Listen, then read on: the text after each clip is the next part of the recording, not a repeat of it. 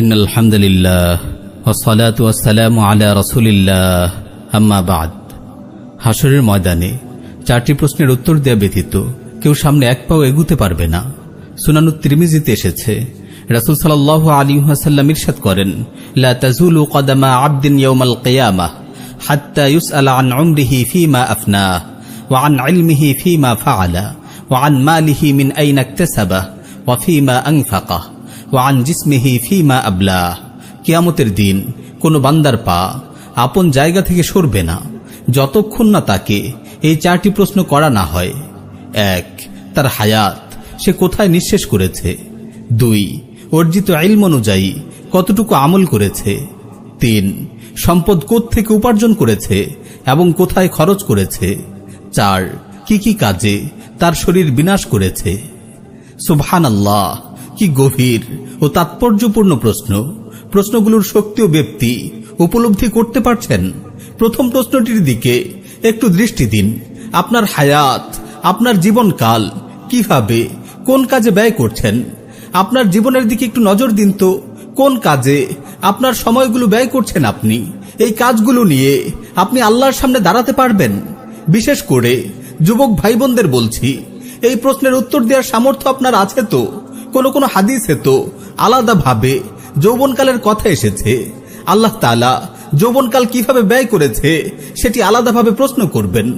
আমার ভাই ও বোন, কিভাবে কাটছে আপনার জীবনের এই ভরা বসন্ত? গুনাহের সাগরে হারিয়ে যাচ্ছেন না তো? আপনার রাতগুলো কিভাবে কাটে? অশ্লীল মুভি আর পর্নের নীল আগুনে জ্বলছেন না তো? জীবনের সবচেয়ে উর্বর সময়গুলোতে গুনাহ ও নাফরমানির চাষ করছেন না তো? রাস্তায়, মার্কেটে কিংবা ইন্টারনেটের অলিগলিতে ঘুরে ঘুরে গায়রে মাহরাম সুন্দরী নারীদের দিকে তাকিয়ে নিজের দৃষ্টি ও অন্তরকে কলুষিত করছেন না তো? কানে হেডফোন চাপিয়ে হিন্দি গানের মধুর বিষে হৃদয়কে ডুবিয়ে দেননি তো? একটি বার নিজেকে হাসরের ময়দানে কল্পনা করুন, নিজেকে জিজ্ঞেস করুন, এই জীবন নিয়ে আল্লাহর সামনে কিভাবে দাঁড়াবেন? আমার ভাই, আপনি কি হবেন না ইবাদতের মাঝে বেড়ে ওঠা সেই ভাগ্যবান যুবক যাকে আল্লাহ তাআলা আরশের ছায়ায় স্থান দেবেন?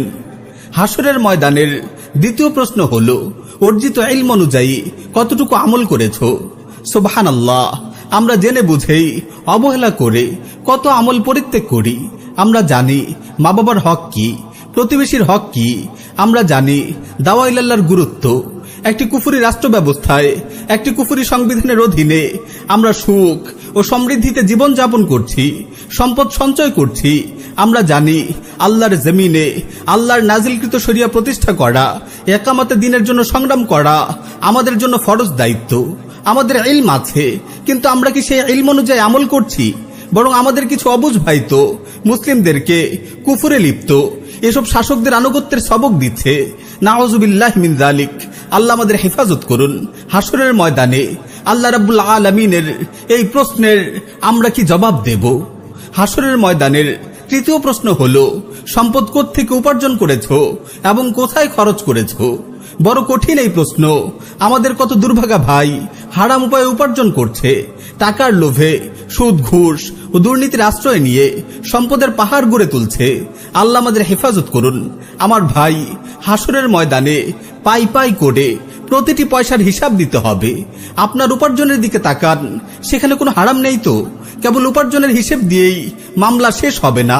উপার্জিত সম্পদ কোথায়, কিভাবে ব্যয় করেছেন তার হিসাবও আল্লাহ তাআলা আপনার থেকে নেবেন। যাকাত ঠিকমতো আদায় করেছেন তো? গরিবদের হক আদায় করেছেন তো? সবচেয়ে বড় কথা, ভোগ বিলাসিতা কিংবা অপচয় সম্পদ নষ্ট করছেন কিনা তাও একটু খেয়াল করে দেখুন, নইলে হাসরের ময়দানে এই প্রশ্নে আপনি ধরা খেয়ে যাবেন। হাসরের ময়দানের চতুর্থ প্রশ্ন হল, আপনার শরীর কি কাজে বিনাশ করেছেন?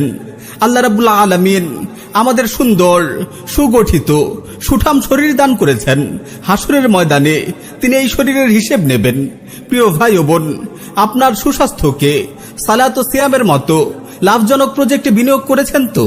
দ্বীনে ইলমের প্রচার প্রসার কিংবা দাওয়া ইদাদের মোবারক পথে আপনার দৈহিক শক্তি কাজে লাগাচ্ছেন তো? নাকি বেহুদা খেলাধুলা ও মৌজ মাস্তিতে বরবাদ করছেন? আপনার শরীর কোন কাজে ক্ষয় করছেন তার জবাব হাসরের ময়দানে আপনাকে অবশ্যই দিতে হবে।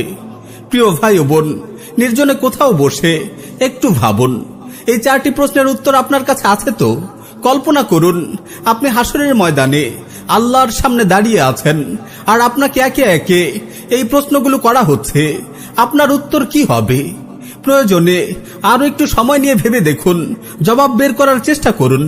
যদি এই প্রশ্নগুলোর কোনো সদুত্তর আপনার কাছে না থাকে, তাহলে ধরে নিন আপনি ভুল পথে হাঁটছেন। দ্রুত আপনার জীবনকে বিন্যাস করা উচিত, নতুন করে সেটআপ দেওয়া উচিত, নতুন করে সাজানো উচিত। অন্যথায় ব্যর্থতা, হতাশা, আফসোস আর পরিতাপ ছাড়া আপনার আর কোনো ভবিষ্যৎ নেই।